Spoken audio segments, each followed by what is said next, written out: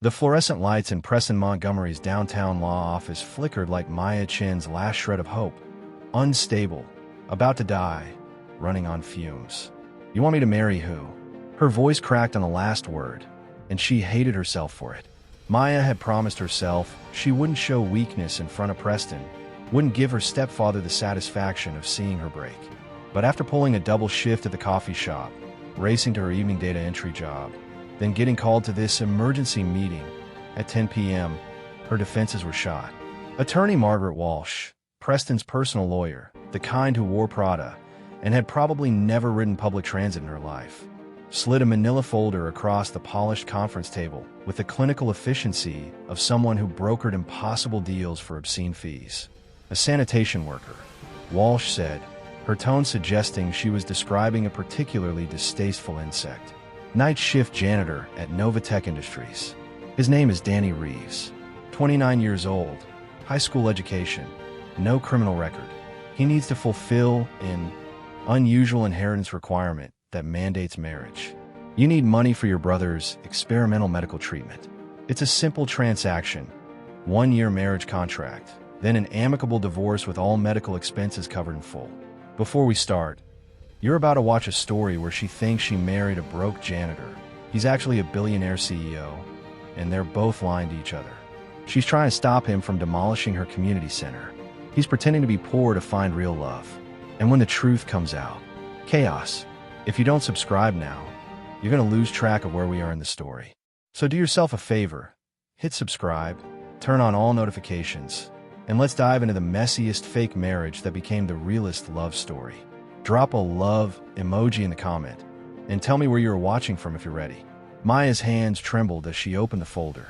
The photograph showed an average-looking man in a Navy janitor's uniform, holding a mop, dark hair, slightly messy, an uncertain smile that didn't quite reach his eyes. Not ugly, not handsome, unremarkable. The kind of person you'd walk past in a hallway without a second glance.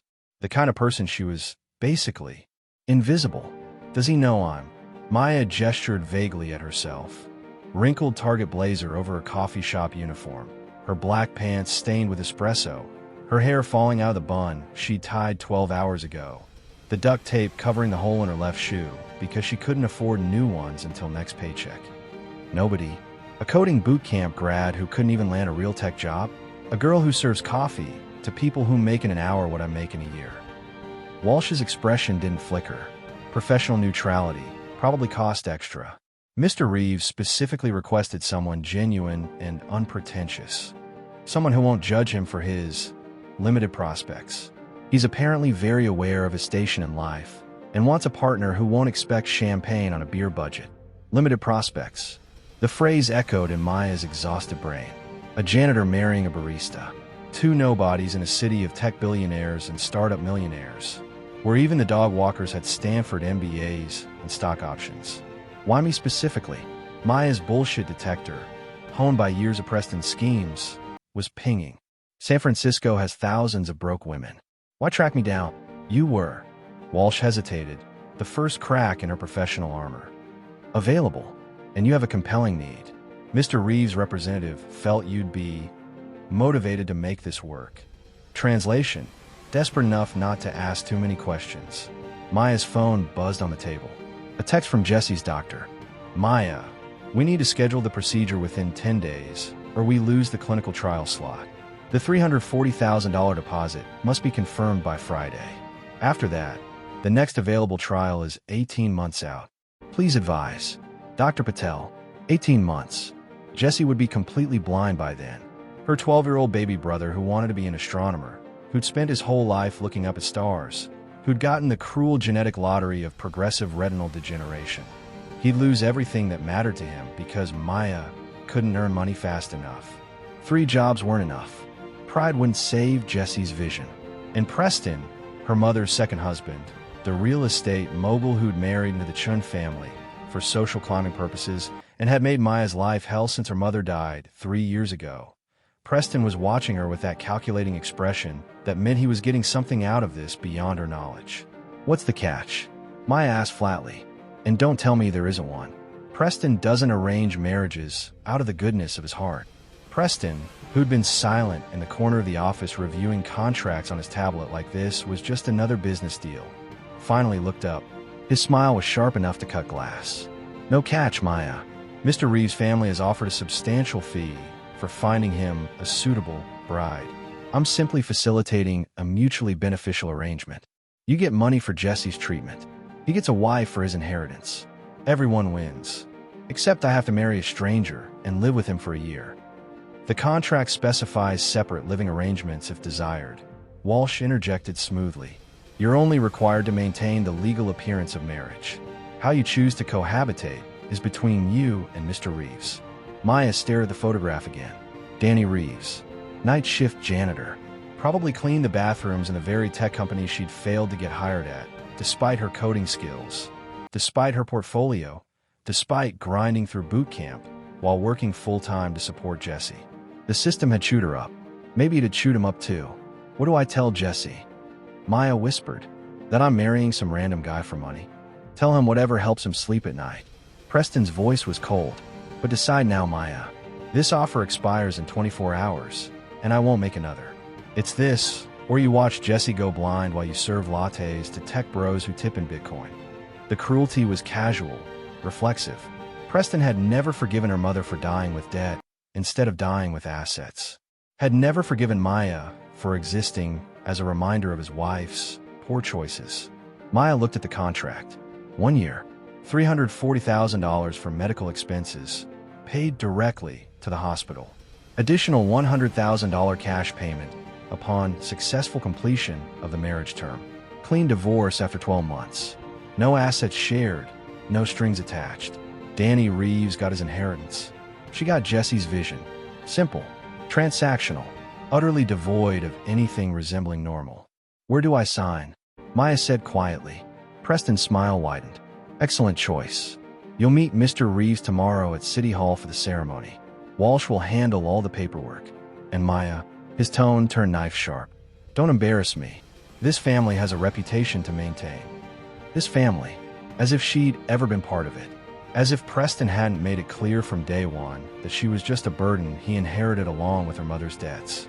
Maya signed the contract with numb fingers, watching her name, Maya Chun, become legal agreement, binding promise, year-long commitment to a man whose face she'd seen in a single photograph. She didn't cry, didn't let Preston see how desperate she was, how terrified, how this felt like selling herself, even though the contract was technically legal and above board.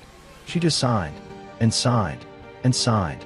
17 pages of legal jargon that boiled down to, you're mine for a year, and here's the price.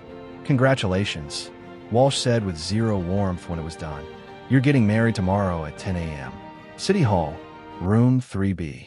Mr. Reeves will meet you there. Maya gathered the papers, shoved them in her worn tote bag, and left without saying goodbye to Preston. She had one more shift at the coffee shop tonight, the graveyard 11 p.m. to 6 a.m., and she needed to catch the bus or she'd be late. Behind her, she didn't hear Preston's satisfied laugh or Walsh's quiet question. Are you sure this is ethical? Ethics are for people who can afford them, Preston replied, and Maya certainly can't. 17 floors above the law office, Novatech Industries, CEO's private suite. Daniel Blackwood stood at the floor-to-ceiling windows of his corner office, watching the city lights of San Francisco spread below like a circuit board, each light a person, a life, a story he'd never know. Behind him, on the holographic display, the security feed from Preston Montgomery's law office showed Maya Chun signing the contract with shaking hands, her exhaustion visible even through the slightly grainy video. Sir, Winston Park, his COO, childhood friend, and the only person in the company who'd tell him when he was being an idiot, cleared his throat. This is absolutely insane, even by your standards. Daniel didn't turn from the window. Define insane. You're going to pretend to be a janitor at your own company to trick a desperate woman into marrying you. I'm going to work as a janitor. There's a difference to meet someone who doesn't know who I am. Daniel's reflection in the glass showed a man who looked nothing like the photo Maya had seen. $5,000 Tom Ford suit, fresh from his stylist haircut, Patek Philippe watch worth more than most people's cars, The kind of polished Silicon Valley veneer that made him unrecognizable as a normal human. He'd spent 30 minutes in makeup and wardrobe this afternoon, transforming from Daniel Blackwood, Forbes 30 Under 30 cover story, TechCrunch's most eligible tech bachelor, the boy genius who'd built Novatech from a Stanford dorm room into an $8.2 billion AI empire, into Danny Reeves, regular guy, night shift janitor, nobody special. The transformation was shockingly easy. Lose the suit, mess up the hair, skip the designer stubble grooming, add some self-effacing body language. Boom. Invisible. The board is demanding I get married to prove stability before they'll approve the AI ethics initiative. Daniel continued, still watching Maya on the screen as she left Preston's office with slumped shoulders. They've paraded exactly 17 pre-approved candidates in front of me in the past 6 months. 17 women who did background checks before the first date, who saw my net worth before they saw my face. And you think a woman marrying a janitor for medical money won't be a gold digger? Daniel finally turned, and his expression made Winston step back. The mask had dropped, revealing something raw and real beneath the CEO persona. Look at her, Winston. Really look. On the screen, Maya was crying in the parking garage, leaning against a concrete pillar, shoulders shaking with silent sobs. Then she wiped her face, pulled herself together, and walked toward the bus stop with her head up. She's signing away a year of her life for her brother's medical care, Daniel said quietly. Not for penthouse, not for shopping spree, not for Instagram photos and private jets. For her 12-year-old brother's vision. That's not greed.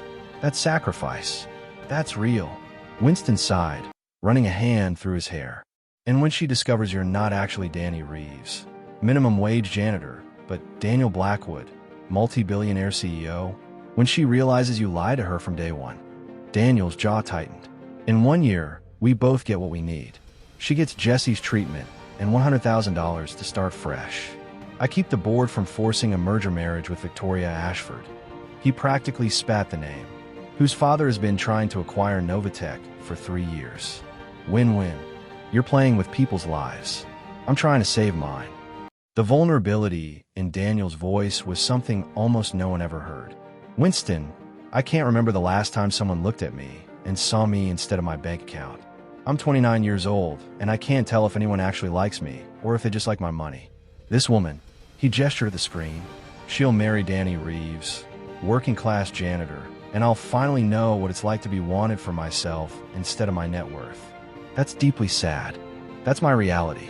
Daniel pulled up another screen, the dossier his investigator had compiled on Maya Chun. Look at this. Coding bootcamp graduate with genuine talent. 3 jobs to support her brother. Teaches free coding classes at Riverside Community Center on weekends. Debugs open source projects for fun.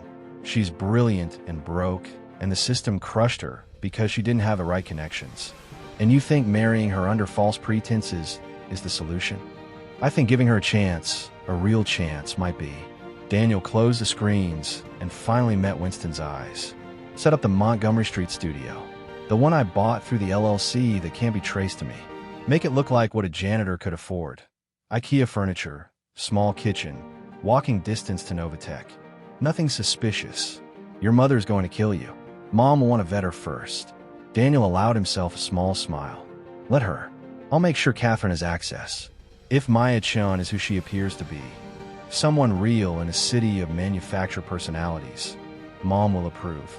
And if she's not, Daniel's expression hardened into the mask that had made competitors fear him and investors throw money at his feet. Then I'll have wasted $440,000 and learned an expensive lesson about trust. But something tells me she's genuine, and I haven't met anyone genuine since before Novatech went public.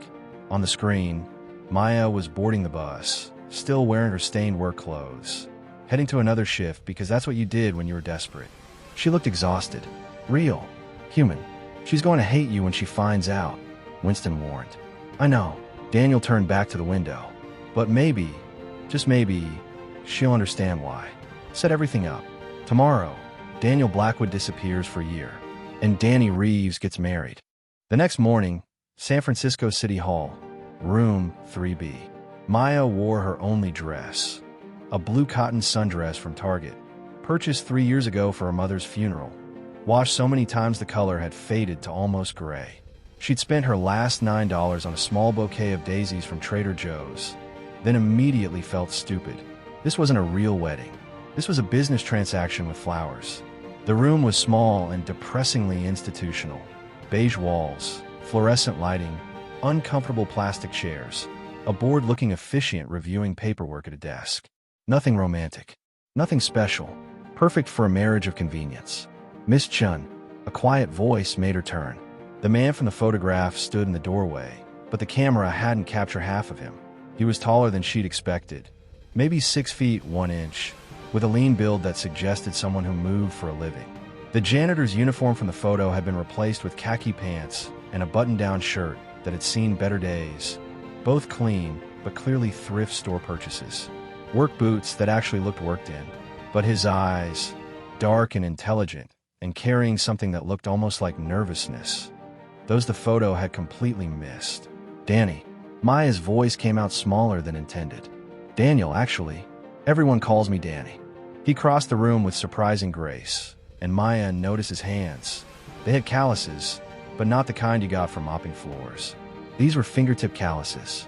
Keyboard calluses. A warning bell rang faintly in her exhausted mind.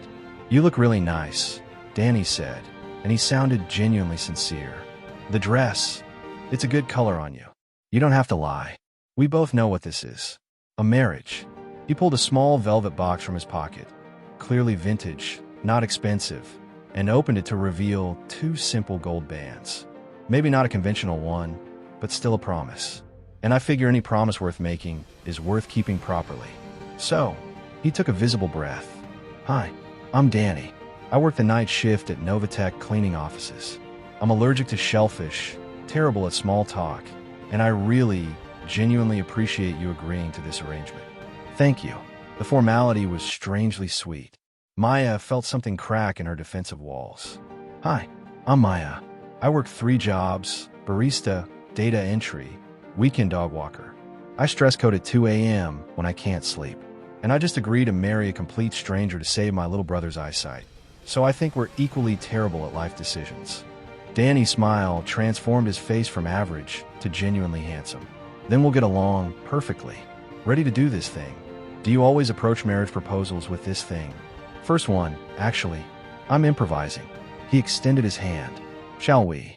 Maya placed her hand in his, noting the warmth, the steadiness, the way he didn't grip too hard or too soft. Just right. As they walked to the officiant's desk, Maya studied him sideways. Something was off. The thrift store clothes didn't match the confident posture. The janitor's story didn't match the precise way he moved. And those hands. "You have keyboard calluses," she blurted out. Danny looked startled. "What? Your fingertips? Those aren't from cleaning supplies. That's from typing. Hours and hours of typing."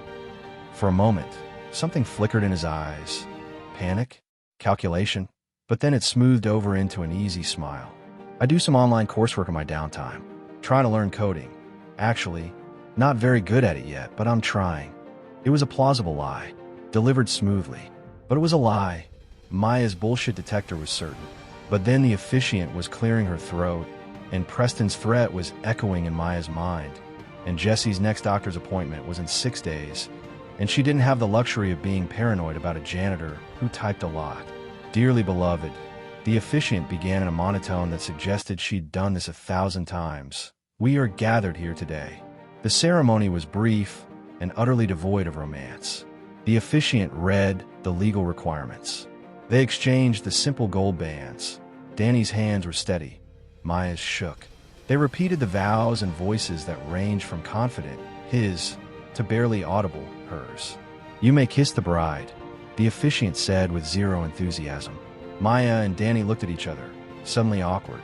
"We don't have to," Maya started. "It's tradition," Danny interrupted gently. "And I think we should do this right. Even if it's not real. We should at least respect the ceremony. If that's okay." Maya nodded, not trusting her voice. Danny stepped closer, one hand rising to cup her cheek with unexpected gentleness. His thumb brushed her cheekbone, and Maya's breath caught, because when was the last time anyone had touched her with kindness instead of demands? "Okay," he whispered, giving her one last chance to back out. Okay, Maya breathed. The kiss was soft, chaste, lasted maybe 3 seconds. But in those 3 seconds, Maya felt something shift. Some wall she'd built around her heart, cracking just slightly, letting in the dangerous possibility that maybe this stranger wasn't an enemy. When they pulled apart, Danny was looking at her with an expression she couldn't quite read. Something between wonder and regret. "Congratulations," the officiant said flatly. "You're legally married. Next appointment is at 10:30, so if you could clear the room." Just like that, it was done. Maya Chin had become Maya Reeves. Mrs. Danny Reeves, wife of a night shift janitor, married for money, bound for a year. "So," Danny said as they walked out into the San Francisco morning, the marriage certificate feeling impossibly heavy in Maya's bag. "My place or yours?" "What?" "We should probably at least see each other's living situations. The contract says we have to maintain the appearance of marriage. Separate apartments might look suspicious." Maya thought of her studio in the Tenderloin, a neighborhood gentrified by tech money on one side and still riddled with poverty on the other, where she shared 400 square feet with Jesse, where the walls were so thin she could hear the neighbors' entire lives, where they'd had 3 break-ins last year. "Yours," she decided. "Mine is not ideal." "Okay." Danny's smile was understanding. "Fair warning, it's not much. Just a studio in Soma. Walking distance to work. But it's clean, and the building's safe, and there's a pull-out couch if you want separate sleeping arrangements." As they walked to his apartment, or rather, as Danny led her through San Francisco's streets with the confidence of someone who knew the city well, Maya tried to catalog all the things that didn't add up. The expensive watch-tan line he couldn't quite hide. The way he held himself like someone used to commanding rooms. The precision of his speech, like he was constantly editing his words. The fact that he'd known exactly which flowers to buy her, daisies, her favorite, mentioned nowhere in her file. Danny Reeves was lying about something. But Maya was too tired, too grateful for the marriage license that would save Jesse's vision, too desperate to believe in one kind thing, to push. Maybe he was a janitor with big dreams.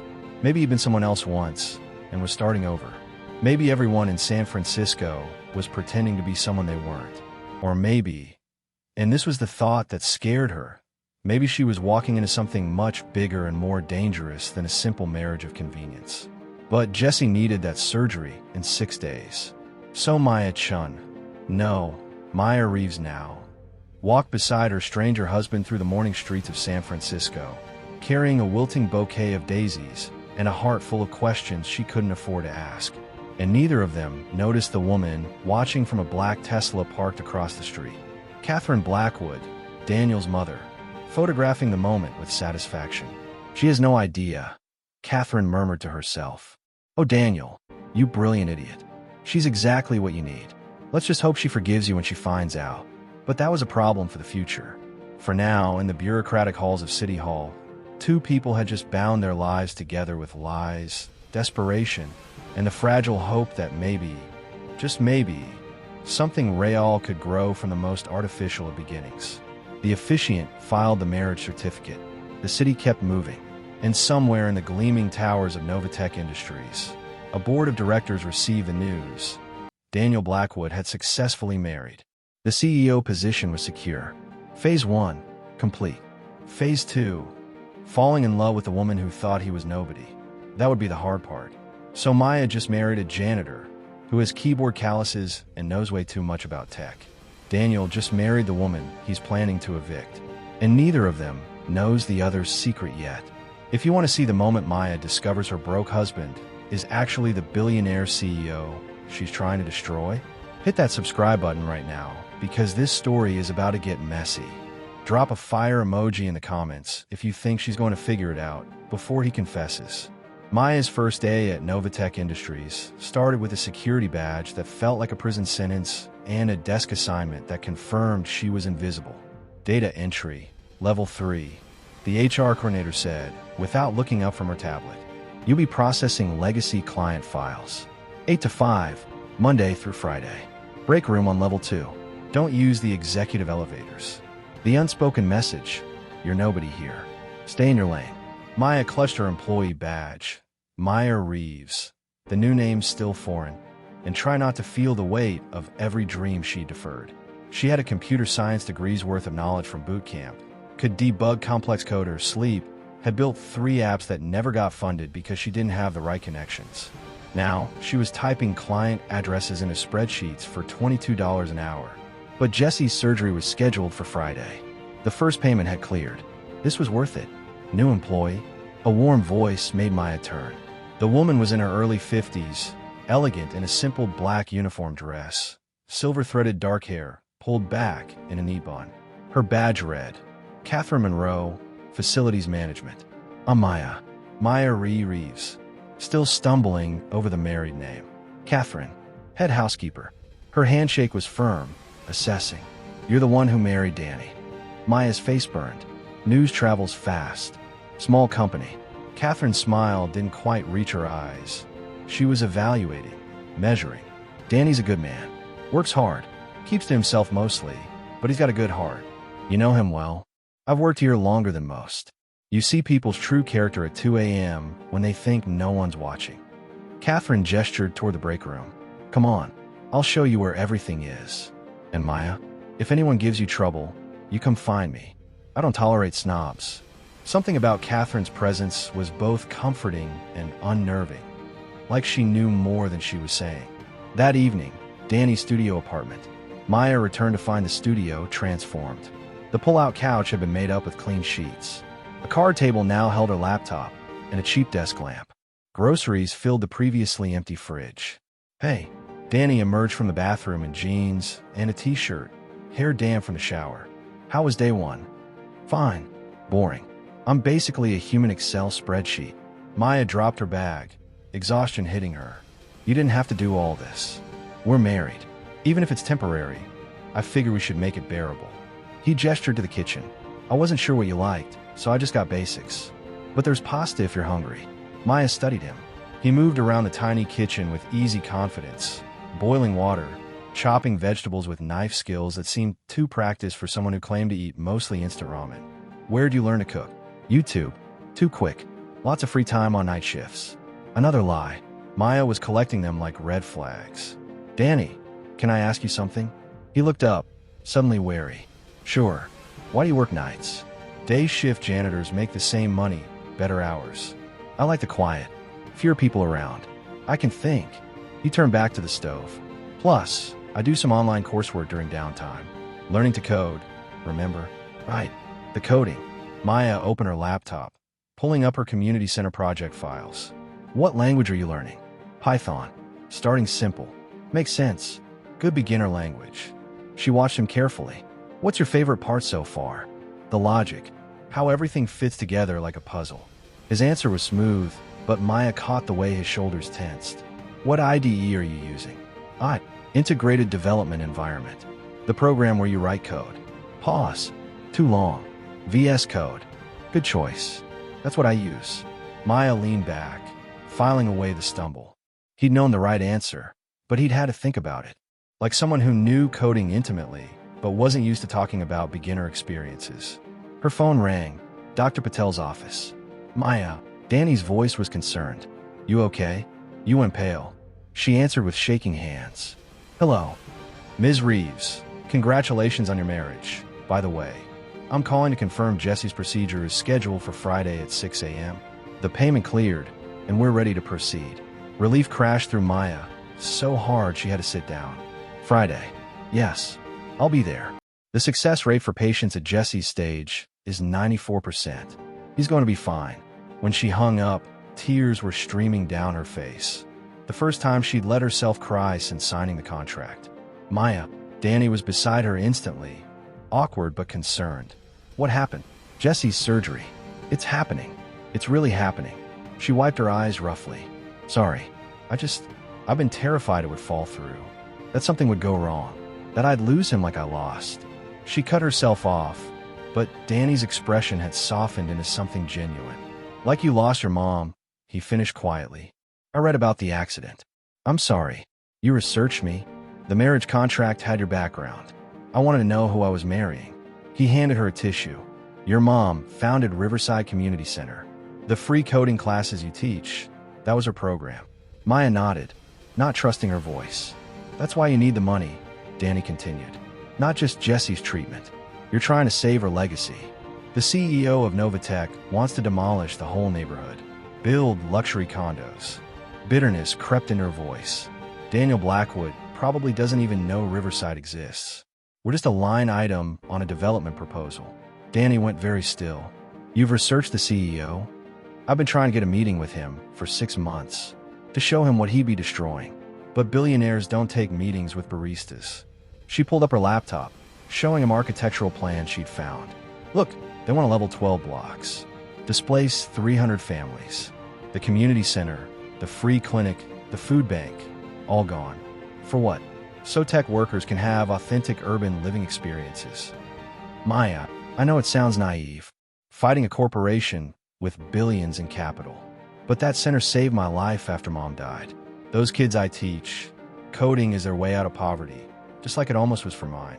I can't just let it disappear. Danny was staring at her with an expression she couldn't read.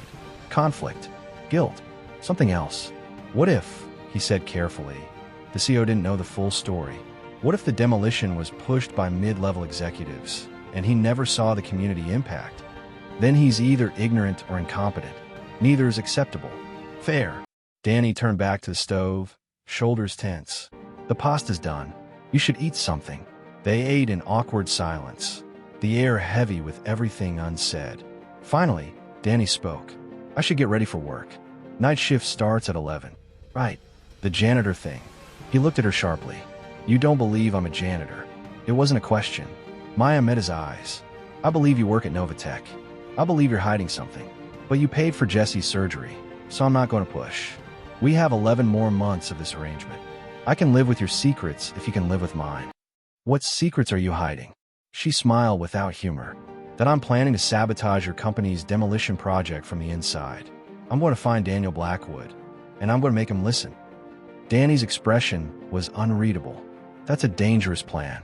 I'm a dangerous woman when people I love are threatened. For a long moment, they stared at each other. Two people bound by contract and lies, each hiding truths that could destroy everything. I should go, Danny said finally. Danny. Maya's voice stopped him at the door. Thank you. For Jesse. Whatever else happens, thank you. His smile was sad. You're welcome. And Maya, be careful at Novatech. Not everyone there is what they seem. Then he was gone, leaving Maya alone with her laptop, her mission, and the growing certainty that her janitor husband was the least simple thing in her increasingly complicated life. She pulled up Novatech's organizational chart. Somewhere in that building was Daniel Blackwood, the CEO she needed to stop. She'd find him. She'd make him listen. And she'd never know that the man she was hunting had just walked out her door, heading to the office he secretly owned, carrying the weight of lies that would eventually crush them both. Maya discovered the security vulnerability at 11:47 p.m. on a Tuesday, 3 weeks into her data entry purgatory. She shouldn't have still been at the office. Her shift ended at 5. But the Riverside Community Center's fundraiser was in 2 weeks, and she'd been using Novatech's high-speed internet after hours to debug the donation portal she'd built. Her apartment's Wi-Fi was too slow, and the library closed at 9. The Novatech building was nearly empty, just security guards, a few workaholics in the engineering wing, and somewhere above her, Danny pushing his cleaning cart through executive offices. Maya pulled up the donation portal code, but her fingers accidentally hit the wrong command, and suddenly she was looking at something she definitely shouldn't be seeing. Novatech's internal client database, completely unencrypted, accessible from any terminal on the network. Oh shit, she breathed. This wasn't just bad. This was catastrophic. Client data for Fortune 500 companies, government contracts, healthcare systems, all of it wide open. Any employee could access it. Any hacker who breached the network could steal everything. She should report it. File a ticket with IT. Let the security team handle it. But Maya had spent 6 years learning code, and her fingers were already flying across the keyboard, tracing the vulnerability back through the system architecture. A misconfigured API endpoint. Someone had pushed an update without proper security protocols. Probably some overworked engineer at 3 a.m. who'd missed a crucial line. It would take her maybe 2 hours to patch it properly. Maya checked the hallway, empty, and started coding. At 1:23 a.m., Danny found her hunched over her desk, surrounded by empty coffee cups, muttering at her screen. Maya, his voice made her jump. What are you still doing here? Working. She didn't look away from the code. Why are you on level 3? Janitors cover this floor in the morning. He paused. Forgot something earlier. What are you working on? That doesn't look like data entry. It's not. Maya's fingers never stopped typing. I found a massive security hole in the client database. I'm patching it before someone malicious finds it. Danny went very still. You're hacking the company database? I'm fixing the company database. There's a difference. She finally looked up, defensive. Look, I know I'm just data entry, but I actually know what I'm doing. This vulnerability could cost Novatech millions in lawsuits. I'm saving them. By breaking into systems you don't have authorization to access. By doing what needs to be done. Her jaw set stubbornly. You going to report me? Danny stared at her for a long moment. Then he set down his cleaning supplies, pulled up a chair, and looked at her screen. Show me the vulnerability. What? I said show me. His voice had changed. Less uncertain janitor, more confident professional. Walk me through what you found. Maya hesitated, then pulled up the code. Here, see this API endpoint? Whoever configured it left the authentication layer exposed. It's basically an open door to the entire client database. I'm implementing a token-based authentication system and encrypting the data flow. Danny leaned closer, scanning the code with eyes that moved too fast, understood too quickly. You're using AES 256 encryption with RSA key exchange. Industry standard. The token refresh rate should be shorter. 10 minutes instead of 30. More secure. Maya blinked. That's actually right. How do you know that? I told you. I'm learning to code.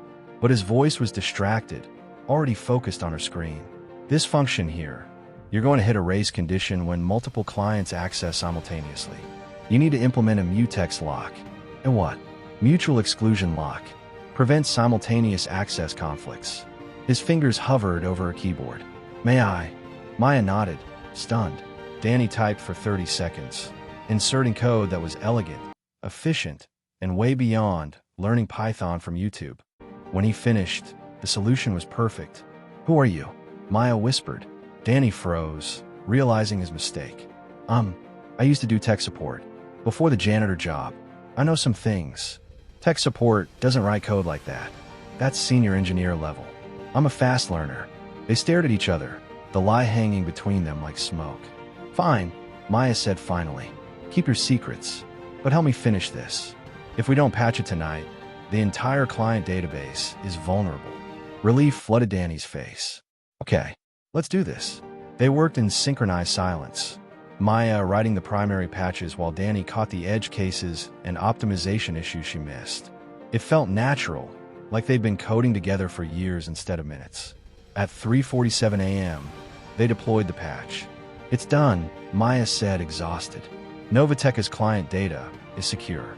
You just saved the company millions of dollars. Danny was looking at her with something like awe, and prevented a PR nightmare that could have destroyed us. Destroyed them, Maya corrected. I don't work for Novatech. I work at Novatech. There's a difference. Right. Something shadowed his expression. Still, this is incredible work, Maya. Will you stop lying to me about who you are? The question hung in the air. Not yet, Danny said quietly. But someday. I promise. That's not good enough. I know, but it's all I can offer right now. He stood, gathering his cleaning supplies. You should go home. Get some sleep. And Maya, don't tell anyone about this patch. Take credit for it in the morning. Submit it as a security report. Why would I take credit? We did it together. Because you're the one who found it. And because... He hesitated. Because you deserve recognition for your skills. You're too good to be stuck in data entry. Before Maya could respond, he was gone, disappearing into the empty hallways with his janitor's cart. The next morning, Maya submitted an anonymous security report detailing the vulnerability in the patch. By noon, her supervisor was escorting her to level 12, the executive floor she'd been told never to visit. Someone wants to meet you, her supervisor said nervously. Catherine Monroe was waiting outside a conference room, her housekeeper's uniform crisp, her expression knowing. Maya, good work last night. How did you? I see everything that happens in this building.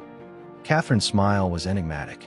The senior security team is very impressed. They want to discuss your findings. Inside the conference room, 3 executives in expensive suits looked up from their tablets. Maya recognized them from the company website.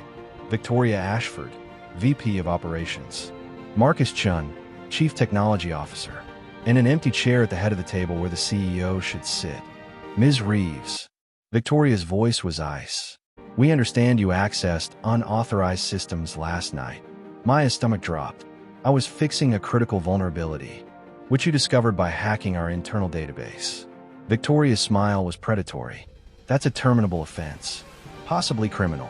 Wait, I saved a company from. Ms. Reeves makes an excellent point. Marcus cut in, his tone measured. The vulnerability was critical. Her patch was sophisticated and elegant. I'd like to offer her a position on my security team. Victoria's eyes flashed. She's a data entry clerk with a boot camp certificate. She doesn't have the credentials. She has the skills. Marcus held Maya's gaze. And skills matter more than credentials. Ms. Reeves, how would you like to join our cybersecurity division? Significant pay increase. Actual engineering work. Full benefits. Maya's heart raced. This was everything she'd wanted. A real position. Recognition. But something felt wrong. Victoria's hostility. The empty CEO chair. Catherine watching from the doorway, with that knowing expression. I need to think about it, Maya heard herself say. Think fast, Victoria snapped. This offer expires today. Then I decline. Everyone stared at her. You're declining a 6-figure engineering position. Marcus looked genuinely confused. I am. Maya stood, channeling every ounce of her mother's strength. Because something's off here. You're fighting over me like I'm a chess piece, and I don't know what game you're playing.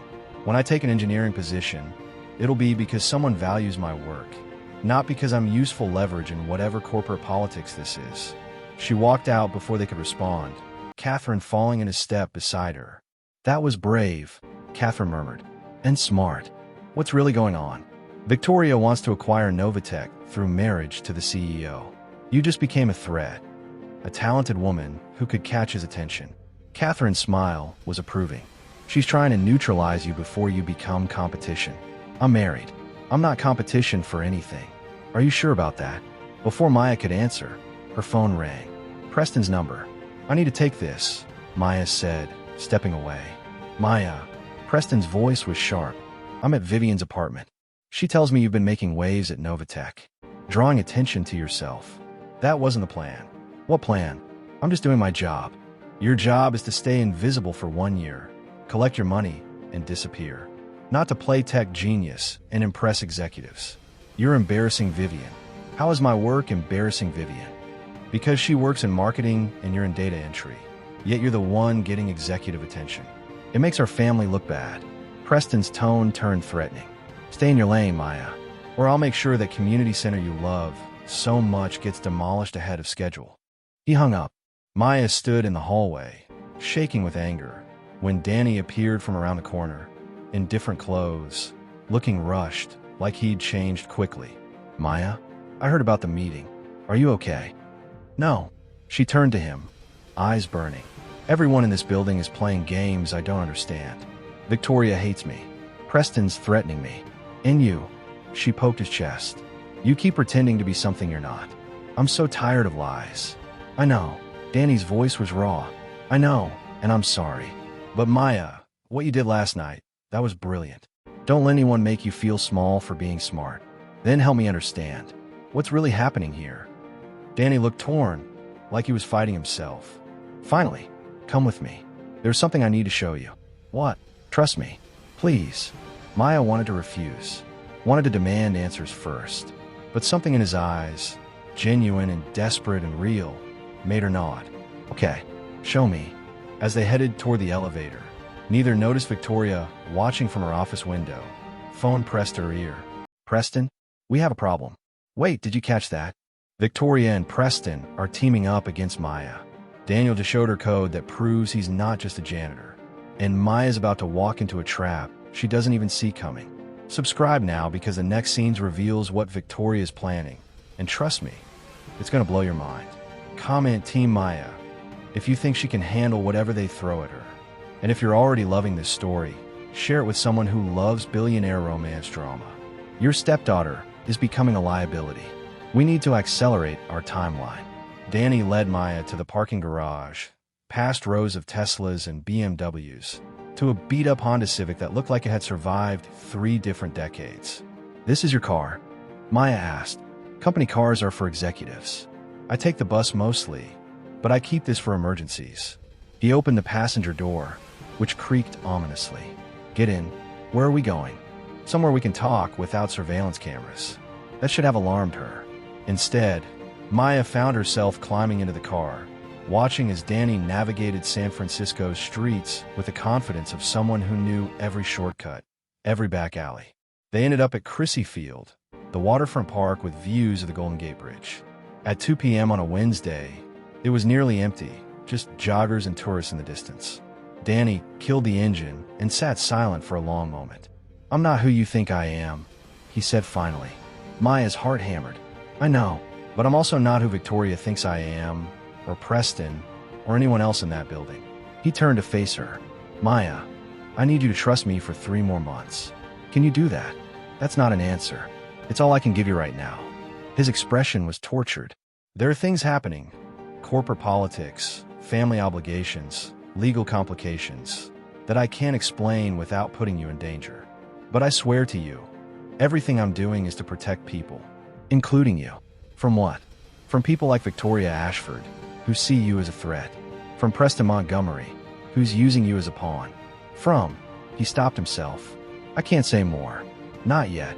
Maya studied his face, the genuine distress, the careful control, the way his hands gripped the steering wheel like it was the only thing keeping him grounded. 3 months, she said. "Then you tell me everything." 3 months.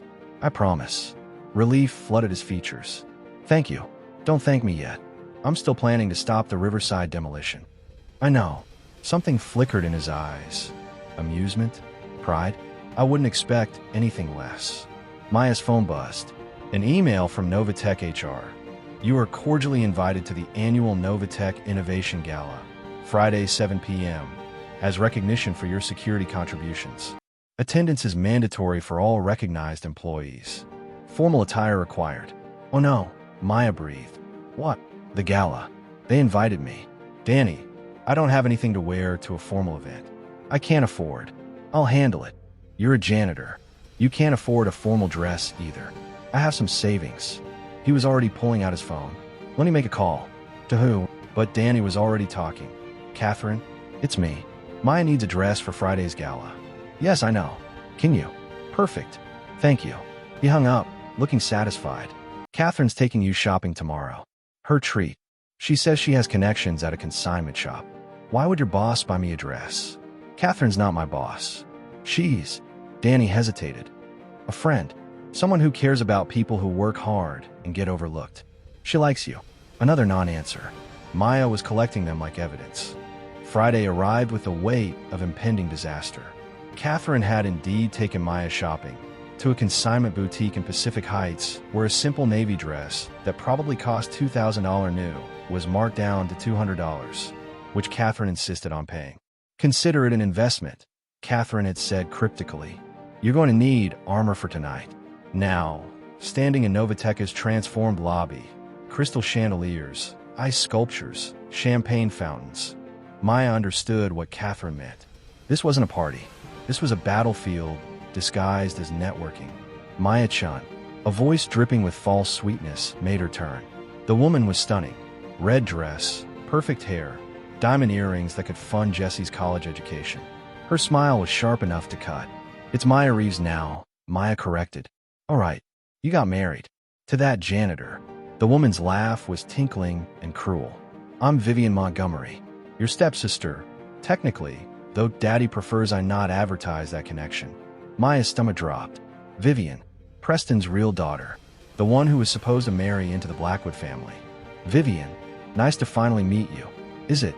Vivian's eyes raked over Maya's dress. "Consignment? How quaint. You know, I was supposed to be here as someone's date tonight. But then Daddy substituted you for me in that ridiculous arranged marriage. And now I have to watch you embarrass our family name by playing Cinderella." "I'm not playing anything. I'm here because I did good work. You found a security bug. Congratulations. In 6 months, everyone will forget, and you'll be back to data entry where you belong.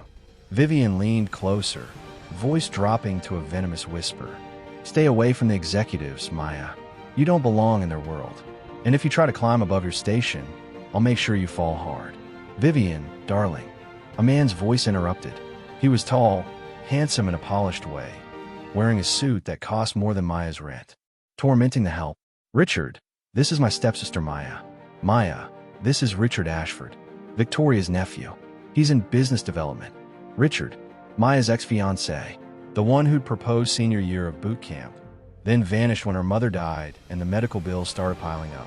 Maya Chun, Richard said slowly, recognition dawning. Wow, small world. Last I heard, you were serving coffee in the Tenderloin. Last I heard, you were engaged to someone whose parents had better credit scores. Maya smiled without warmth. How'd that work out? Richard's jaw tightened. I moved on. Clearly you did too. I heard you married a janitor? That's quite a step down from what we had planned. What we had planned? You ghosted me when my mom died. I made a strategic choice. You would have dragged me down. He sipped his champagne. Speaking of, where is your illustrious husband? Did they let him in, or is he cleaning the bathrooms? I'm right here. Danny's voice cut through the conversation like ice. But this wasn't the Danny that Maya knew.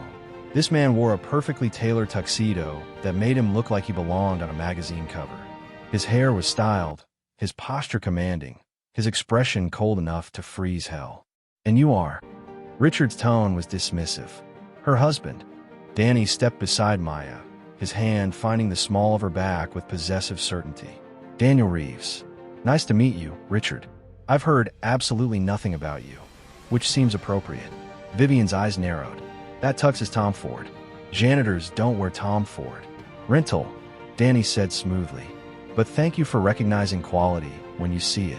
I'd offer the same compliment, but your dress is last season's Versace, and those earrings are cubic zirconia. If you're gonna fake wealth, Vivian, at least do it convincingly. Maya's mouth fell open. Richard looked stunned. Vivian's face flushed crimson. How dare you? Truth hurt. Danny's smile was razor sharp. Here's another truth.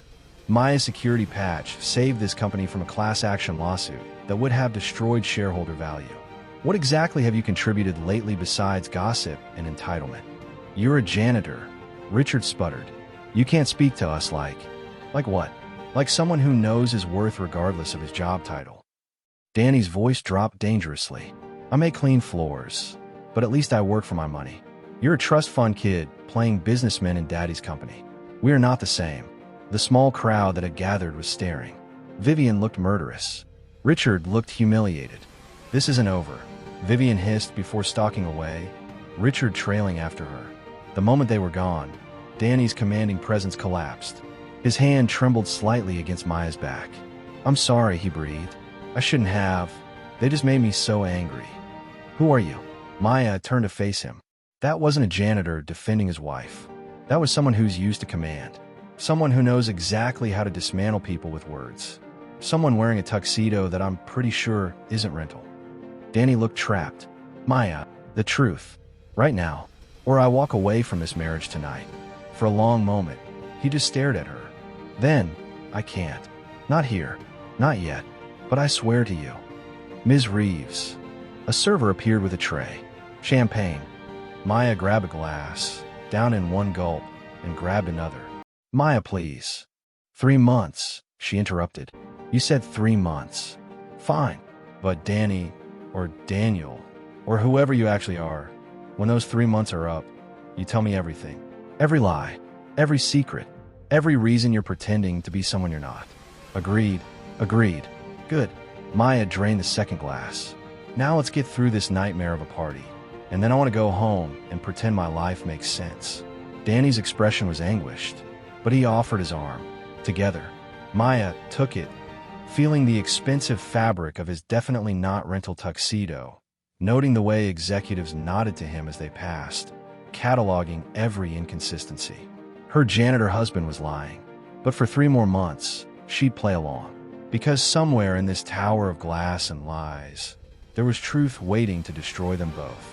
And Maya had never walked away from challenge in her life. Maya woke up to her phone exploding with notifications. At first, she thought it was spam. Then she saw the numbers: 50,000 downloads overnight. Her community center app, CodeBridge, a platform connecting underprivileged kids with volunteer tech mentors, had somehow gone viral. What the hell? She sat up on the pull-out couch. Danny's studio apartment still dark. He was already gone, probably at his night shift. Twitter was on fire with her app. At Tech for Good, this app is brilliant. Why isn't every city using this model? At Silicon Valley Moms, my daughter just signed up to mentor through CodeBridge. Finally, tech giving back. At Venture Scout, CodeBridge has 50K users in 24 hours. Someone funded this yesterday. Maya's hand shook as she scrolled. The app had been live for 3 months with maybe 200 users. Mostly Riverside Community Center families and a handful of volunteers she'd personally recruited. She'd posted it to Product Hunt 2 days ago as a Hail Mary, never expecting. Her phone rang. Unknown number. Hello, Ms. Reeves? This is Jennifer Zhao from Novatech's Acquisitions Division. We're very interested in discussing CodeBridge. Would you be available for a meeting this afternoon? Maya's heart stopped. Novatech wants to buy my app. Potentially. We're prepared to make a substantial offer. Say 2 p.m. Conference room 12 at... Ah, yes. Okay. She hung up, mind racing. Novatech wanted her app. The same company planning to demolish Riverside. The same company where her husband worked nights as a janitor, or whatever he actually did. The same company whose CEO she'd sworn to stop. Maya pulled up CodeBridge's backend analytics. The traffic spike had started at 11:47 p.m. last night, right when she'd been sleeping. Someone with serious reach had amplified it. Someone with access to tech influencers, venture capital networks, viral marketing channels. Someone who knew exactly how to make an unknown app explode overnight. Her phone buzzed again. A text from an unknown number. Congratulations on CodeBridge's success. You earned it. A friend. Maya stared at the message. The timing. The resources required to boost an app this dramatically. The mysterious friend. Danny, she breathed. What did you do? At 2 p.m., Maya walked in a conference room, 12, wearing her best professional outfit. A blouse and slacks that Catherine had mysteriously left at the apartment that morning with a note. You'll need armor today. Good luck. See, Jennifer Zhao was crisp, professional, terrifying. Ms. Reeves, CodeBridge is exactly the kind of social impact initiative Novatech wants in its portfolio. We're prepared to offer $2.5 million for full acquisition. Maya's breath caught. That was generational wealth. That was Jesse's college fund. That was freedom. There's one condition, Jennifer continued. You'd meet with CEO Daniel Blackwood to discuss integration into Novatech's education division. And there it was. I need to think about it, Maya said carefully. The offer expires Monday. Mr. Blackwood is very interested in meeting you specifically. He's impressed with your work. I'm sure he's impressed with lots of things, like real estate in Riverside that he can demolish. Jennifer's expression didn't change. I don't know what you mean. The community center where I developed CodeBridge, where those kids in my app statistics actually live. Novatech is planning to demolish it in 3 months. Maya leaned forward. So forgive me if I'm not excited about selling my app to the company destroying the community it was built to serve. Ms. Reeves, I think there's been a miscommunication. Has there? Because I have the development proposals, the architectural plans, the displacement notices being prepared. Maya stood. Tell CEO Blackwood that if he wants to meet me, he can come to Riverside Community Center and see what he's planning to destroy. Otherwise, my answer is no. She walked out before Jennifer could respond. Adrenaline and righteous anger carrying her through the building and out into San Francisco's afternoon sun. Her phone buzzed immediately. Preston, what did you just do? His voice was venomous. Turned down $2.5 million. You're welcome. You idiot. Do you know how much money? I know exactly how much money. I also know it came with strings attached to the company trying to demolish Mom's legacy. So no, Preston. Not for sale. This arrangement was supposed to keep you quiet and invisible. Instead, you're making viral apps and rejecting acquisition offers, and he stopped abruptly. Wait, how did your app go viral overnight? I don't know. Someone boosted it. Someone with resources. Preston's voice turned calculating. Who have you been talking to at Novatech? Just data entry co-workers and my husband the janitor, neither of whom have that kind of influence. Your husband. Preston's laugh was sharp. Right. The janitor. Maya, when this blows up in your face, and it will, don't come crying to me. He hung up. Maya stood on the sidewalk, watching tech workers stream past in their hoodies and expensive sneakers, and felt the weight of something massive shifting around her. Pieces moving on a board she couldn't fully see. Her phone buzzed. A text from Danny. Meet me at Riverside at 6. Trust me, Riverside Community Center was chaos when Maya arrived. 200 people filled the small courtyard. Families, volunteers, local business owners.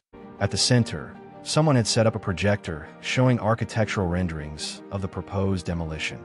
This is our home, a woman shouted. Mrs. Kapoor, who ran the free clinic. They can't just erase us. They can if we don't fight. That was Marcus Torres, the bodega owner. We need a plan. We need resources. We need a voice. Maya didn't realize she was speaking until everyone turned. We need to make them see us as people, not property values. Maya, Mrs. Kapoor waved her forward. Tell them about the app, about what we're building here. Suddenly Maya was at the front of the crowd, her phone connecting to the projector, CodeBridge statistics filling the makeshift screen. This app, CodeBridge, it launched 3 months ago right here, in this building that Novatech wants to demolish. Her voice strengthened. It connects kids from underprivileged communities with tech mentors. In 3 months, we've matched 200 kids with opportunities they'd never have otherwise. Last night, it went viral. 50,000 users. National attention. Venture capital interest. The crowd murmured. Novatech offered me $2.5 million for it today. They want to acquire an app built to serve the exact community they're planning to displace. They want the feel-good PR without the actual commitment to the people. Maya's hands clenched. I said no, because this isn't about money. It's about the 300 families who will lose their homes, the kids who will lose their safe space, the community that's been here for 50 years. What can we do? Someone called out. We fight. We organize. We make Daniel Blackwood, billionaire CEO who's probably never set foot in Riverside, see what he's destroying. Maya pulled up the demolition timeline. We have 3 months. Let's make them count. The crowd erupted in agreement, people shouting ideas, forming committees, energy crackling through the space. Maya felt it. The power of community, of shared purpose, of refusing to disappear quietly. She didn't see Danny watching from the back of the crowd, his expression torn between pride and anguish. She didn't see Catherine beside him, whispering urgently, "You have to tell her," before she discovers it on her own. She didn't see the way Danny's hands clenched, the way he nodded once, sharply, but she felt someone's eyes on her as she organized a resistance against Novatech, as she became the face of the fight against corporate greed. She just didn't know she was organizing a resistance against her own husband. That night, Danny still wasn't home when Maya returned at 10 p.m., exhausted and exhilarated. The protest had turned into a planning session. They had lawyers volunteering, architects redesigning proposals, social media coordinators building campaigns. They had hope. Maya's phone buzzed. An email from Novatech's legal department. Ms. Reeves, we understand you're organizing opposition to the Riverside Development Project. Please be advised that interference with approved corporate initiatives may constitute breach of your employment contract. We strongly encourage you to reconsider your position. They're threatening me, Maya breathed. Another text, this time from Danny. I'm sorry. For everything. I'll explain soon. I promise. Maya stared at the message, at the pieces that didn't fit, at the husband who disappeared for hours and returned wearing expensive clothes he claimed were rental, at the mysterious boosts and opportunities that kept appearing in her life. Who are you really? She whispered to the empty apartment. The door opened. Danny stood in the threshold, still in his tuxedo from some event she hadn't known about, looking exhausted and defeated. We need to talk, he said. Yes, Maya agreed. We really do. But before either could speak, Maya's phone exploded with notifications. The demolition notice had been leaked to the press. Riverside Community Center was trending on Twitter, and someone with inside access to Novatech, had released internal documents showing the project would displace 3 times as many families as publicly stated. The documents were marked, authorized by Daniel Blackwood, CEO. Maya's world tilted. That's not, Danny started, but his voice sounded hollow, even to his own ears. Because the signature on those documents was real, and Maya was staring at it like it was a death sentence. No. Maya just saw Daniel Blackwood's signature on the demolition papers. She's about to confront her janitor husband. And guys, she has no idea she's been sleeping in the same apartment as the billionaire CEO she swore to destroy. The identity reveal is coming in the next chapter, and it's going to shatter everything. Smash that subscribe button, because you do not want to miss the moment she discovers the truth. Will she walk away? Will she forgive him? Will she absolutely lose it? Comment your predictions below, and hit the bell so you don't miss when we drop the next chapter. Those documents are fake, Danny said, but he couldn't meet her eyes. Maya's laptop screen glowed between them, the leaked Novatech files spreading across social media like wildfire. CEO Daniel Blackwood approves Riverside demolition despite community opposition. Internal emails reveal profit over people. Are they? Maya's voice was dangerously quiet. Because they have digital signatures, timestamp authentication, and they match every other official document I've seen from Novatech's executive office. Maya, you don't understand. Then help me understand. She stood, pacing the tiny studio. Help me understand how my viral app got boosted overnight by someone with serious tech industry connections. Help me understand how you, a night shift janitor, write code like a senior engineer, wear Tom Ford tuxedos, and somehow always know exactly what's happening in executive meetings you supposedly never attend. Danny's face was pale. I can explain. Can you? Because right now, it looks like I married someone who's either lying about being a janitor or lying about something much bigger. Maya's hand shook. The documents show Daniel Blackwood personally pushed this demolition forward, made a priority, overrode objections from the community relations team. Who does that? What kind of person destroys 300 families' homes for profit? Someone who doesn't have all the information, Danny said desperately. Someone who trusted the wrong advisors. Someone who's trying to fix it now, but doesn't know how without. He stopped abruptly. Without what? Without destroying everything. He moved toward her, hands raised like approaching a frightened animal. Maya, I swear to you, I'm on your side. I want to save Riverside, but there are things happening that are bigger than. Maya's phone rang. She answered without looking. What? Turn on Channel 5 News. Now. Catherine's voice was urgent. Maya grabbed the remote. The local news was showing Riverside Community Center, with protest signs and crowds. But the cheering read, Novatech responds to viral protest. A woman appeared on screen. Victoria Ashford, perfectly coiffed, sympathetic expression calibrated for maximum PR impact. Novatech deeply respects the Riverside community, Victoria said smoothly. However, these leaked documents have been taken out of context. CEO Daniel Blackwood has been in extensive negotiations to find alternative solutions. Unfortunately, certain employees have been stirring up panic for personal gain. The camera cut to a photo, Maya's photo, from her Novatech badge. Maya Reeves, a data entry clerk who recently gained minor attention for a security patch, has been organizing this protest while on company time, using company resources, and violating her employment contract. Victoria's voice turned regretful.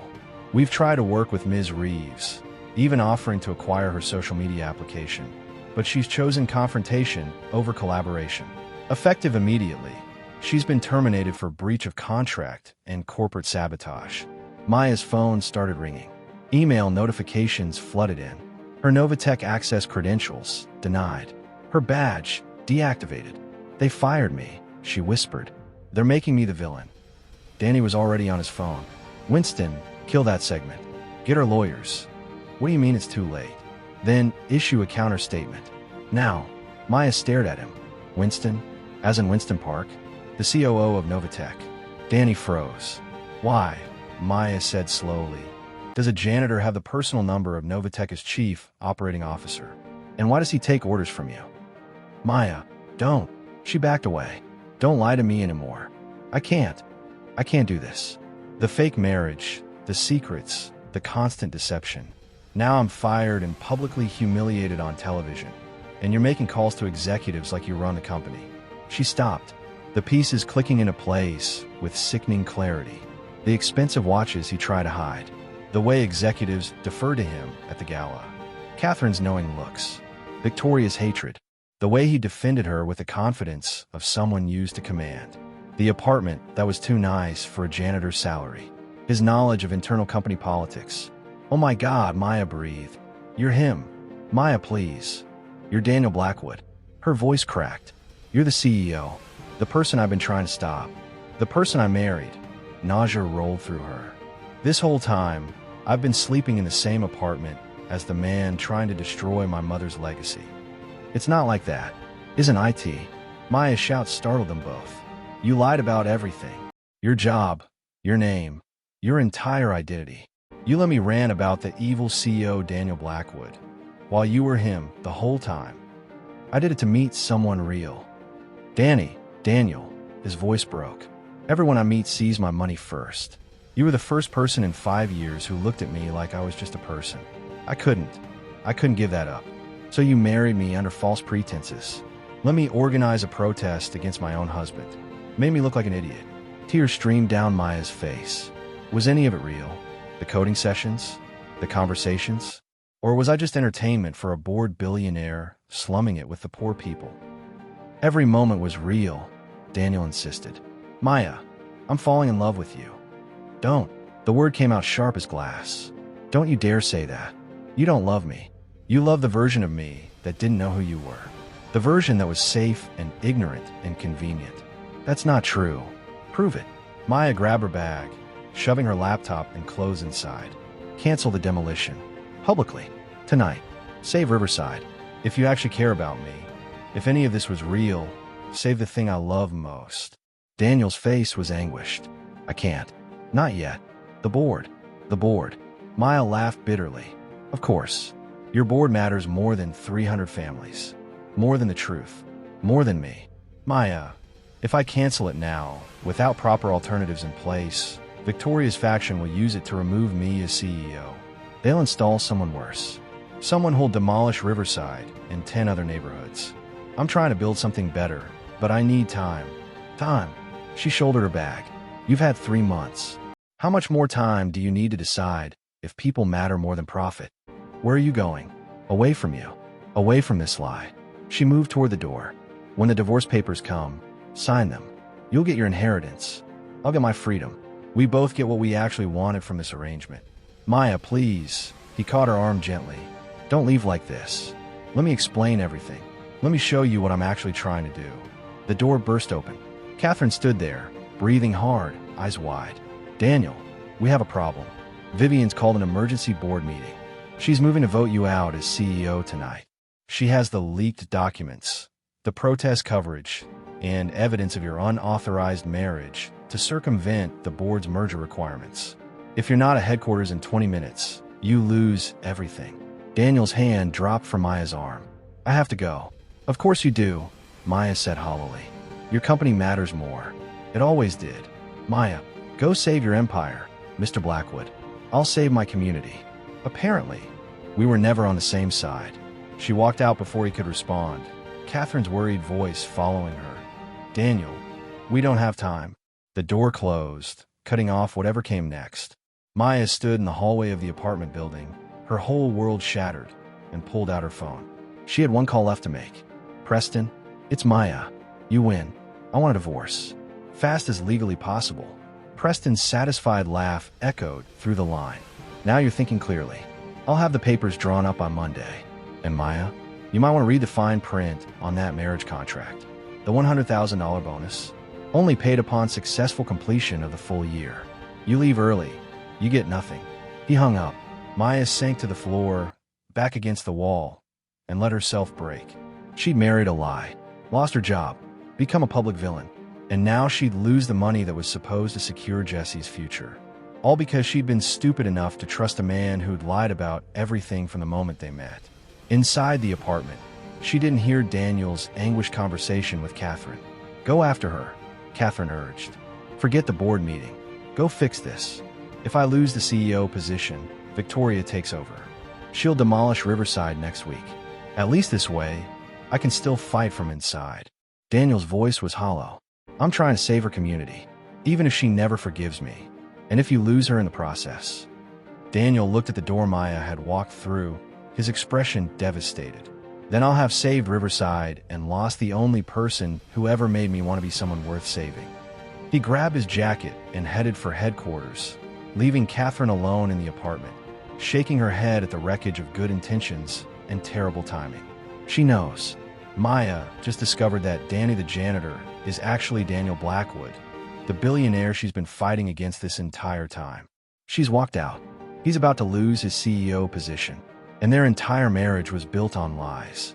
But here's the thing, Grandfather Blackwood is soon, and he's about to turn this entire situation upside down in a way no one sees coming. If you're not subscribed, subscribe right now because the next 2 chapters are the wildest twist you've ever seen. Comment Team's Second Chance if you think they can fix this, or Team Divorce if you think it's over. Let's see what side you're on. Maya spent the night on Mrs. Kapoor's couch at Riverside Community Center, surrounded by protest signs and the sound of late-night strategy meetings in the next room. Her phone had 47 missed calls from Daniel. She'd blocked his number after the first 10. At 3 a.m., Catherine appeared at the door with a duffel bag. "You left this at the apartment," Catherine said quietly. "Your coding equipment, your mother's photo, some clothes." Maya took the bag without meeting her eyes. "Thank you. May I come in? Does he know you're here?" "He's been in board meetings for 6 hours. Vivian's trying to remove him as CEO." Catherine settled into the worn armchair uninvited.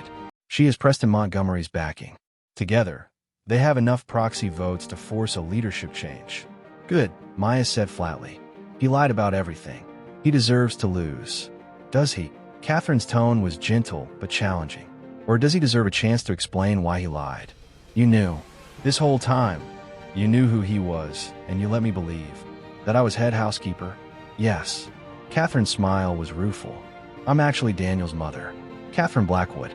I've been observing you since before the wedding." Maya's laugh was bitter. "Of course you are.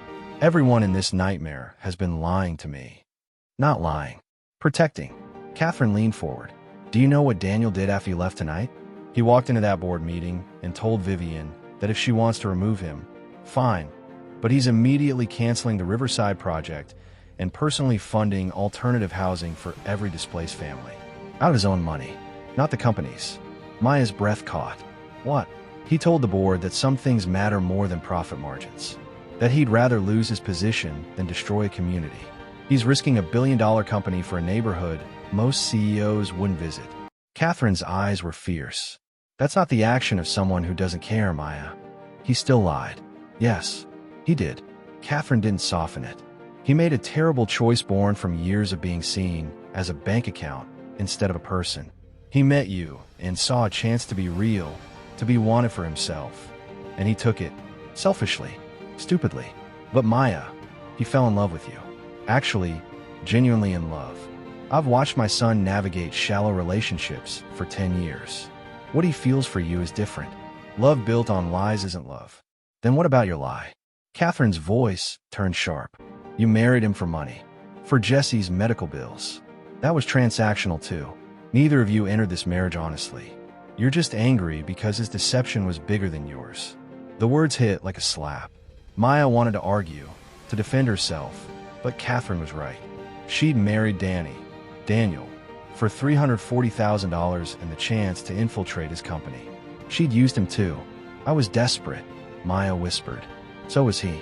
Different kind of desperation, but real nonetheless." Catherine stood, moving to the window, overlooking the courtyard where protesters had camped overnight. "He's going to make a public statement tomorrow. About his identity, about your marriage, about Riverside. It's going to destroy his reputation. But he's doing it anyway because you asked him to choose between his company and you. And he chose you. I didn't ask him to. You did. You told him to prove his feelings by saving Riverside publicly. He's about to do exactly that, at enormous personal cost. The question is, will you meet him halfway? Or will you let pride destroy something that could have been real?" Catherine left before Maya could answer, the door clicking shut with quiet finality. The next morning, Maya woke to her phone buzzing with a single notification. A press release from Novatech, scheduled to go live at 9 a.m. Statement from Daniel Blackwood, CEO. Effective immediately, Novatech Industries is canceling the Riverside development project. After extensive review and community input, we recognize that our initial approach prioritized profit over people. This was wrong. I take full responsibility for this failure. I authorized the project without adequate community consultation. I allowed corporate interests to override human considerations. I failed the people of Riverside, and for that, I am deeply sorry. Additionally, I must address personal matters that have affected this situation. 3 months ago, I entered into a marriage arrangement under false pretenses. I disguised my identity to meet my wife, Maya Reeves, Nate-Shun, without the complications of my position. This deception was unfair to her and violated her trust. Maya has been organizing legitimate community opposition to our development plans. Her protest was not corporate sabotage. It was advocacy for her community. Her termination was unjust and is hereby reversed, with full back pay and a formal apology. I am announcing my resignation as CEO of Novatech Industries, effective at the end of this quarter. The board will appoint new leadership. I will remain available for transition, but recognize that my judgment has been compromised by personal entanglements. To Maya, I'm sorry. You deserved honesty from the beginning. You deserve a partner who trusted you with the truth. I hope someday you can forgive me. To the Riverside community, you deserve better. Novatech will be funding community improvement initiatives, not demolition. Your voices mattered. Thank you for not letting us forget that. Daniel Blackwood. The press release was scheduled to go live in 2 hours. Maya read it 3 times, her hands shaking. He was stepping down, publicly admitting everything, destroying his reputation to save hers. Idiot, she breathed, but her eyes were burning with tears. Her phone rang. Preston, have you seen Blackwood's statement? His voice was triumphant. The fool is resigning. Vivian will be interim CEO by Monday. And Maya, the marriage contract is void if he resigns before the year is up. You still get nothing. I don't care about the money. Of course you don't. You're just like your mother, too stupid to prioritize survival. Preston's laugh was cruel. Enjoy your Pyrrhic victory. You stopped the demolition and lost everything in the process. How poetic. Maya hung up and stared at the press release. Daniel was sacrificing his company, everything he'd built, for her community, for her. But was grand gesture enough to forgive 3 months of lies? At 8:45 a.m., Maya walked into Novatech headquarters. Security tried to stop her. Her badge was still deactivated, but Catherine appeared like magic. She's with me, Catherine said firmly. Let her through. They rode the elevator to the executive floor in silence. Maya's heart hammered. He's in his office, Catherine said as the doors opened. Preparing for the press conference at 9. You have 15 minutes. Maya walked down the corridor she'd only seen in company directories, past conference rooms with million-dollar views, past Victoria Ashford's office, where raised voices suggested chaos, to the corner office at the end of the hall. The door was open. Daniel sat at his desk, wearing a suit that probably cost more than her rent, looking exhausted and defeated, and somehow more real than he'd ever looked as Danny the janitor. Maya. He stood abruptly, papers scattering. What are you doing here? Stopping you from being an idiot. She closed the door behind her. You can't resign. Yes, I can. I'm hitting send on that statement in 10 minutes. If you resign, Victoria becomes CEO. She'll demolish Riverside next month. She'll cancel every progressive initiative you've built. She'll turn Novatech into exactly the kind of company you hate. Maya moved closer. You think stepping down is noble? It's just running away. I lied to you for 3 months. I destroyed your trust. I got you fired on television. This is the only way to make it right. By letting everything you care about get destroyed? That's not making it right. That's giving up. She was close enough now to see the dark circles under his eyes, the ties slightly askew, the man beneath the CEO mask. You want to make it right? Fight. Keep your position. Save Riverside from the inside. Be the CEO who actually gives a damn instead of the martyr who quit when things got hard. You hate me. I'm furious with you, Maya corrected. You lied. You manipulated. You played with my life like it was a game. And yes, I hate that you made me fall for someone who didn't exist. Daniel's eyes widened. You fell for it. But Danny Reeves wasn't completely fake, was he? Maya continued, her voice rough. The man who helped me debug code at 2 a.m., who defended me at the gala, who looked at me like I mattered. That was real. Maybe his name was wrong and his job was fiction, but his feelings weren't. Were they? No, Daniel whispered. They weren't. Maya, I love you. That's the one true thing in all of this. I love you. Then prove it. Not with resignation statements or grand gestures. Prove it by being the person I thought you were. Someone who fights for what's right even when it's hard. Be the CEO who chooses people over profit. Be the man who's worth trusting. They stared at each other across the expensive office. 3 months of lies and truth, and complicated feelings crackling between them. I don't know if I can forgive you yet, Maya said quietly. But I want to try. If you're willing to actually be honest. No more disguises. No more secret identities. Just Daniel Blackwood, flawed human, trying to be better. Daniel moved around the desk slowly, like he was afraid she'd bolt. No more lies. I promise. Starting now, I'm terrified of losing you, of failing Riverside, of proving Victoria right that I'm not capable of running this company. I'm 29 years old and I have no idea what I'm doing half the time. That's the most honest thing you've ever said to me. Maya's lips quirked. See? Not so hard. Maya, if I pull that statement, if I stay as CEO, Victoria will come after you. She'll make your life hell. She has Preston in her pocket. They'll use every weapon they have. Let them try. Maya's smile turned fierce. I organized a community protest in 48 hours. I built a viral app in 3 months. I debugged your company's security in 1 night. You think I'm scared of your board politics? Despite everything, Daniel laughed. No, I really don't. Good. Maya pulled out her phone. So here's what we're going to do. You're canceling that press release. Then we're holding a joint press conference where you announce the Riverside project cancellation, apologize for the initial approach, and introduce me as Novatech's new director of community relations. What?